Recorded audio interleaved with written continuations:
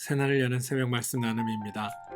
오늘은 2024년 5월 28일 화요일이고 말씀을 전하는 저는 강민 목사입니다. 오늘 우리가 함께 나눌 말씀은 열왕기상 8장 54절로부터 61절 말씀입니다. 솔로몬이 무릎을 꿇고 손을 펴서 하늘을 향하여 이 기도와 간구로 여호와께 아뢰기를 마치고 여호와의 제단 앞에서 일어나 서서 큰 소리로 이스라엘의 온 회중을 위하여 축복하며 이르되 여호와를 찬송할지로다. 그가 말씀하신 대로 그의 백성 이스라엘에게 태평을 주셨으니 그의 종 모세를 통하여 물은 말씀하신 그 모든 좋은 약속이 하나도 이루어지지 아니함이 없도다.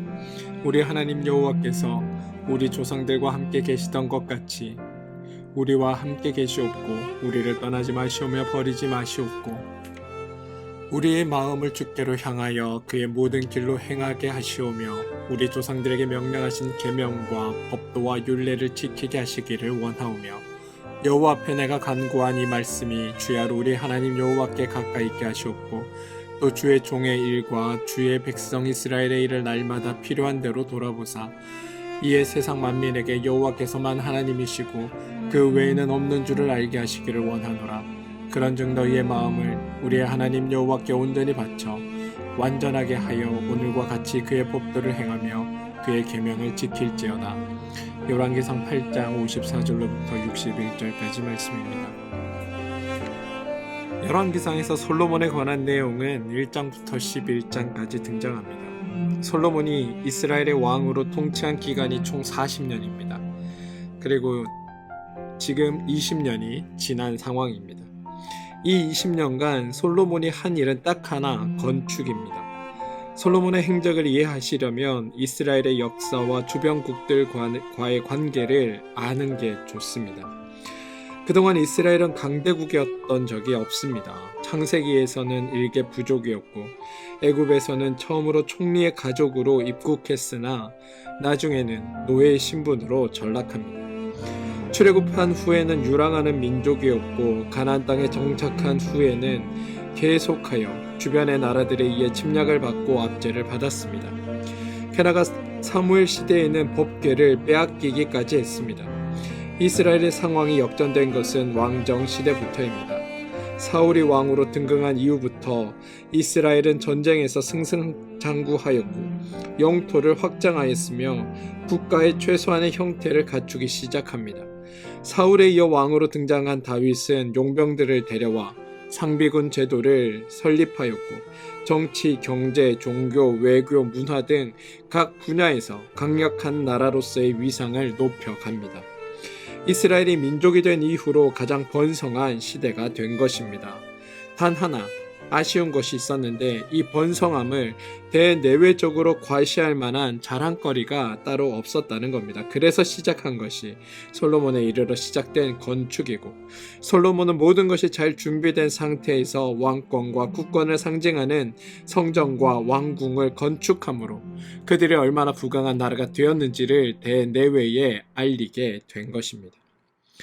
성경에서 솔로몬에 관한 기록으로 가장 많이 자주 등장하는 것이 바로 숫자입니다. 즉 많다, 풍성하다, 넘친다 이런 것들로 대표되는 게 솔로몬의 치세 시대입니다.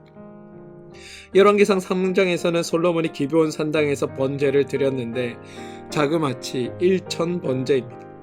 하나님께서 몇 마리를 드리라고 했는지가 중요한 게 아니라 이렇게 드려도 될 만큼 부유하다라는 게 이 번제의 목적이었습니다. 4장에는 22절에 솔로몬의 하루 음식물이 가는 밀가루가 30고르고 굵은 밀가루가 60고르고 살찐 소가 10마리고 초장의 소가 20마리고 양이 100마리이며 그 외에 숫사슴과 노루와 암사슴과 살찐 새들이 있었다라고 등장합니다. 이러한 기록은 여러분 성경의 처음이자 마지막으로 등장하는 기록입니다. 이만큼 풍성하고 풍요로웠다를 과시하는 겁니다. 26절 솔로몬의 병거의 말 외양간이 4만이요 마병이 12,000명이며 이만큼 강력하다는 것을 자랑하고 있습니다. 이런 모습은 여러분 성전 봉헌식에도 나옵니다. 8장 63절인데요. 솔로몬이 화목제의 제 희생 제물을 드렸으니 곧 여호와께 드린 소가 22,000마리요 양이 12만 마리라. 그리고 이 모든 것이 솔로몬 자신의 공적이고 솔로몬 치세 때 이만큼 이스라엘이 부여해졌다는 것을 자랑하고 있는 겁니다. 지금 여러분, 이스라엘이 교만에 가득 차 있음을 우리는 볼 수 있어야 합니다. 이스라엘의 번성함은 하나님의 도우심 때문이 아니라 왕의 전투와 지혜로 말미암았다, 이것을 지금 자랑하고 있는 겁니다. 성전을 중심으로 왕궁을 짓는 것이 아니라 왕궁을 중심으로 성전을 지었습니다. 그래서 하나님께도 한껏 위세를 부립니다. 이제는 하나님 때문에 이스라엘이 존재하는 것이 아니라 이스라엘이 하나님을 모셔주고 있습니다. 이게 지금 이스라엘 왕궁까지 완성한 후에야 성전 봉헌식을 드리는 이유입니다. 하나님, 당신이 이스라엘을 번성하게 해주시는 것이 아니라 우리가 오갈 것 없는 하나님, 또는 다 헐어버린 천막 안에 계시던 하나님을 위해 이렇게 집까지 지어드리면서 하나님을 공양하고 있습니다. 우리가 이렇게 커졌습니다. 이게 지금 이스라엘의 자랑이고 솔로몬의 자랑인 겁니다. 이러한 사고방식이 여러분, 성전 봉헌식 기도에도 고스란히 담겨 있습니다. 행여 자기들에게 어떤 어려움이 닥치고 고난과 시련이 닥치면 하나님께서 자신들을 불쌍히 여겨 긍휼한 마음으로 은혜를 베풀어 주십시오라고 하나님께 기도하고 있는 게 아닙니다. 정반대로 자신들의 공로, 자신들의 업적을 들고 나옵니다. 우리가 이만큼 했으니 하나님이 우리의 기도를 들어주셔야 합니다가 이들의 주장이었다는 겁니다.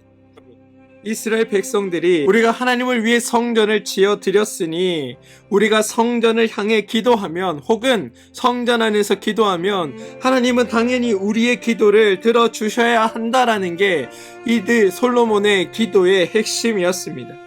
강조점이 바로 성전에 있다는 겁니다. 우리가 먼저 하나님을 위해 이 아름다운 건물, 이 위대한 건물을 지어 드렸으니 하나님 당연히 우리의 기도를 들으셔야 되는 것 아닙니까?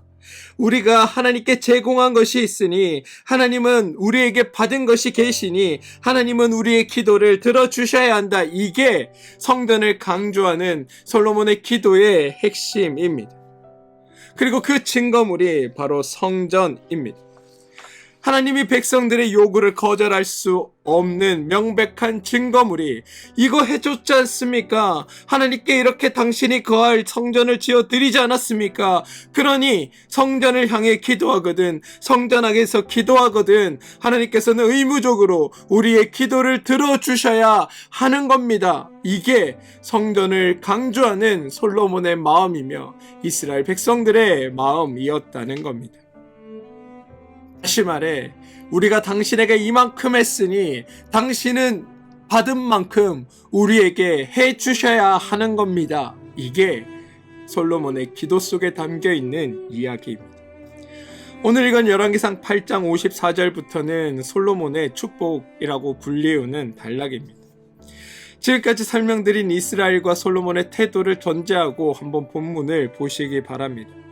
언제나 처음은 공손하게 시작합니다. 54절, 솔로몬이 무릎을 꿇고 손을 펴서 하늘을 향하여 이 기도와 간구로 여호와께 아뢰기를 마치고 여호와의 제단 앞에 일어나 서서 큰 소리로 이스라엘의 온 회중을 위하여 축복하며 이르되 여호와를 찬송할지어다. 그가 말씀하신 대로 그의 백성 이스라엘에게 태평을 주셨으니 그 종 모세를 통하여 물은 말씀하신 그 모든 좋은 약속이 하나도 이루어지지 아니함이 없도다라고 이야기합니다. 여러분, 언제나 서두에 나오는 감언 이설이나 의례적인 인사치레에 속으시면 안 됩니다. 솔로몬이 축복하는 구체적인 내용은 57절부터 등장하는데, 여러분 이 57절 이하를 한번 잘 보시면 이게 진짜 하나님께 하는 간구, 다시 말해 간절한 부탁인지 아니면 하나님께 하는 요구, 다시 말해 당당한 청구인지를 우리는 읽으면서 분별할 수 있어야 합니다. 우리 하나님 여호와께서 우리 조상들과 함께 계시던 것 같이 우리와 함께 계시옵고 우리를 떠나지 마시오며 버리지 마시옵소서. 우리의 마음을 주께로 향하여 그의 모든 길로 행하게 하시오며 우리 조상에게 명령하신 계명과 법도와 율례를 지키게 하시기를 원하오며 여호와 앞에서 내가 간구한 이 말씀이 주야로 우리 하나님 여호와께 가까이 있게 하시옵고 또 주의 종의 일과 주의 백성 이스라엘의 일을 날마다 필요한 대로 돌아보사 이에 세상 만민에게 여호와께서만 하나님이시고 그 외에는 없는 줄을 알게 하시기를 원하노라 라고 이야기합니다. 이 구절이 만약에 여러분 다른 곳에서 등장했다면 간절한 기도처럼 보일 수 있습니다. 그런데 오늘 이 본문 속의 이 구절은 간구가 아니라 하나님께 하는 당당한 요구입니다. 왜냐하면 이미 우리가 하나님을 향해 성전을 지어드렸습니다. 우리가 당신이 거할 처소를 만들었습니다. 우리가 당신을 위해 이 위대한 성전을 지어 봉헌합니다. 당신이 그러니 이것을 받으셨으니 이제 당신은 우리를 위해 이 일을 하셔야 합니다라고 이미 앞서 이야기를 했기 때문입니다. 자기들의 업적을 다 드러내고 이제 하나님이 해야 하실 일을 지정한 게 바로 오늘 읽은 이 57절 이하의 이 솔로몬의 축복의 내용입니다. 그리고 62절 끝까지 14일간 성대한 잔치를 행한다고 성경은 이야기합니다. 다시 말해 스스로 하는 자화자찬이라는 겁니다. 그리고 이게 솔로몬이 성전을 봉헌하고 하나님 앞에 이런 성대한 행사를 치른 목적이기도 합니다. 솔로몬이 한 일을 여러분 예를 들어 이렇게 한번 비유해 보면 어떨까 싶습니다. 어떤 한 성실한 목사님께 아들이 있었다고 합니다. 그런데 이 아들은 아버지가 바르게만 살다 보니 형편이 사는 것이 넉넉하지 않음에 불만을 품었습니다. 그래서 학교를 졸업하고 이제는 아버지처럼은 살지 않겠다고 자기의 방식대로 살겠다고 집을 나갔습니다. 더 이상 아버지의 가르침과 아버지의 말 따위는 듣지 않겠다고 결단하고 세상 밖으로 나간 겁니다. 그런데 집을 나갔으면 세상 무서운 줄도 알고 고생도 좀 해야 하는데 놀랍게도 대박이 나고 맙니다. 아주 부자가 되었고 심지어 명성도 얻었습니다. 그리고 자기가 잘 살았다는 걸 과시하기 위해 아버지께 가기로 결심합니다. 아버지께 자기가 성공한 것, 아버지 뜻대로 아버지 생각대로 살지 않아 내가 이렇게 성공했습니다. 아버지 방식이 틀렸고 내 방식이 맞습니다. 이것을 자랑하기 위해 아버지께로 돌아가며 선물들을 크게 준비하여 갑니다. 한우 선물 세트도 준비하고 홍상 선물 세트도 준비하고 여러가지 집에 필요한 것들이 있을 것들을 찾아 준비해서 바리바리 짐을 싸들고 아버지께로 갑니다. 아버지께로 가서 아버지께 선물을 드렸을 뿐만이 아니라 주변에도 자랑하시라고 선물을 몇 가지 더 가져가 아버지 주변의 친한 지인분들에게도 이러한 선물을 돌립니다. 뿐만 아니라 아버지께서 예전에 지은 집에 사는 것이 안타까워 그 집을 새로 지어주겠다고 이야기하면서 새로 집을 짓기 시작합니다. 동시에 아버지가 사시는 이 동네에 마을회관이 낡았으니 이 마을회관도 새로 짓겠다고 이야기하면서 아버지의 집을 지으면서 마을회관도 함께 짓기 시작합니다. 그리고 동네 사람들을 불러 잔치하기로 결정하는데 문제는 이 잔치 결정 날이 아버지 집의 완공일이 아니라 마을회관의 완공일로 잡았다는 겁니다. 마을회관이 완공되어야 이장도 오고 군수도 오고 면장도 오고 그래서 사람들이 몰려들어서 이 자기가 한 일을 더 크게 자랑할 수 있기 때문입니다. 그리고 이 마을회관이 완성되는 날 아버지 집 준공식도 함께 행하면서 성대한 마을잔치를 행합니다. 그리고 온 동네 사람들이 다 쳐다보는 앞에서 아버지에게 큰절을 하면서 이렇게 이야기하는 겁니다. 아버지, 오래 사셔야 합니다. 우리와 함께 계시고 우리를 떠나지 마십시오. 또 아버지가 살에 계시면서 우리에게 바르게 살라고 참되게 살라고 지금처럼 잘 가르쳐 주시기 바랍니다. 손주놈들이 있는데 행여 잘못하면 꾸지럼도 주시고 또 우리의 손주들이 할아버지의 말을 잘 들을 수 있도록 잘 인도하여 주시기 바랍니다. 그리고 자기 아들들을 향해 이렇게 얘기합니다. 얘들아, 할아버지 말씀 잘 들어야 한다. 여러분 상상이 되십니까? 말은 여러분 다 맞는 말인데 이 아들이 진짜 아버지를 공경해서 이 모든 일을 행하고 있는 게 아니라는 게 핵심입니다. 지금까지 아버지의 뜻대로 살지 않아서 내가 이렇게 성공했습니다. 아버지의 가르침이 있었지만 아버지의 가르침이 아니라 나의 지혜로 내 생각대로 내 뜻대로 행한 결과가 아버지와는 다르게 우리가 이렇게 부강해지고 우리가 이렇게 잘 살게 되었고 남한테 떳떳하게 잘 살게 되었음을 자랑하게 되는 일들이 우리 가운데 있는 겁니다. 그러니 아버지 당신의 인생은 틀렸고 내가 선택한 내 인생이 맞는 겁니다라고 이야기하고 있다는 겁니다. 이 아들은 지금까지도 그랬지만 앞으로도 아버지의 뜻대로 살 생각은 조금도 없습니다. 자기 자식들에게도 할아버지처럼 살면 기껏해야 네가 할아버지만큼밖에 더 되겠느냐. 그러니 할아버지가 아니라 내 가르침, 나의 지혜대로 너는 살아야 한다고 자식들도 가르칠 겁니다.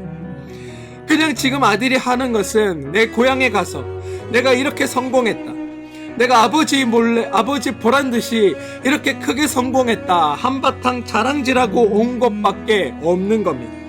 그냥 자기 하고 싶은 대로 행한 것, 이게 아들이 행한 일입니다. 그리고 이게 솔로몬이 하는 일입니다.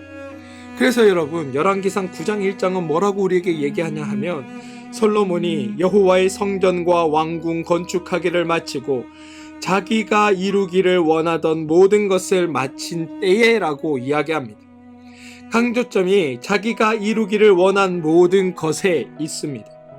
하나님이 원하시는 것, 하나님이 기대하시는 것, 하나님의 뜻대로가 아니라 자기가 원하는 대로, 자기가 하고 싶은 대로, 자기 의지대로 행해서 이렇게 잘 되었다, 이렇게 성공하였다, 이렇게 부유해졌다, 이렇게 부강한 나라가 되었다, 이걸 자랑하고 있다는 겁니다.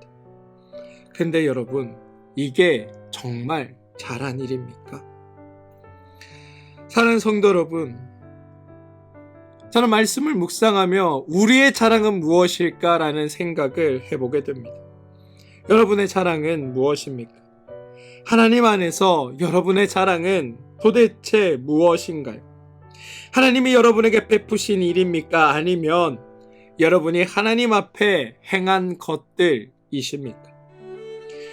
우리는 우리가 바라는 대로 이루어지고 우리가 기도한 대로 이루어진 게 우리의 자랑이 되어야 할까요? 아니면 하나님의 뜻에 순종하며 살고 있는 삶이 우리의 자랑이 되어야 하는 걸까요? 여러분의 생각은 어떠십니까? 우리는 여러분 진심으로 주님을 따라야 합니다.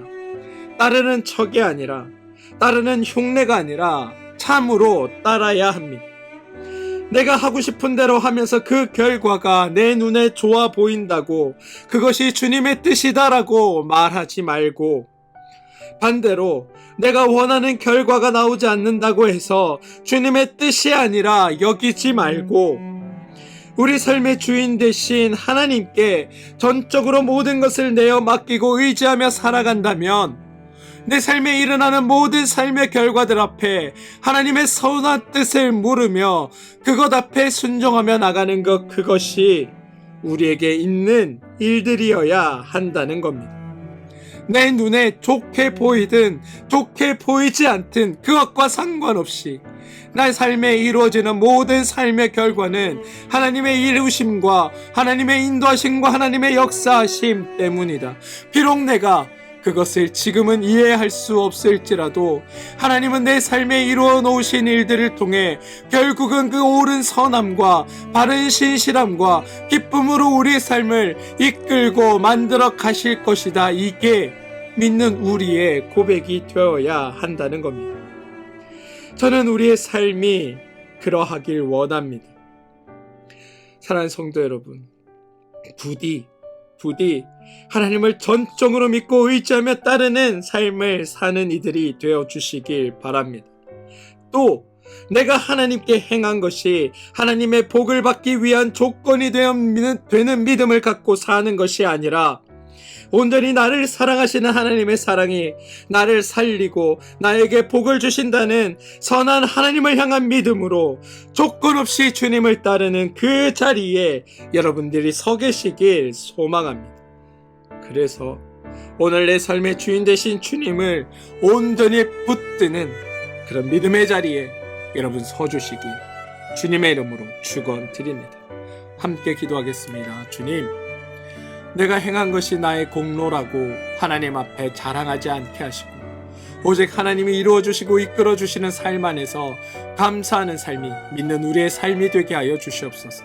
내 공로가 아닌 하나님의 이루심으로 살게 하시고 참된 믿음 안에서 하나님의 은혜 속에 사는 우리가 되게 하여 주옵소서. 예수님의 이름으로 기도합니다. 아멘.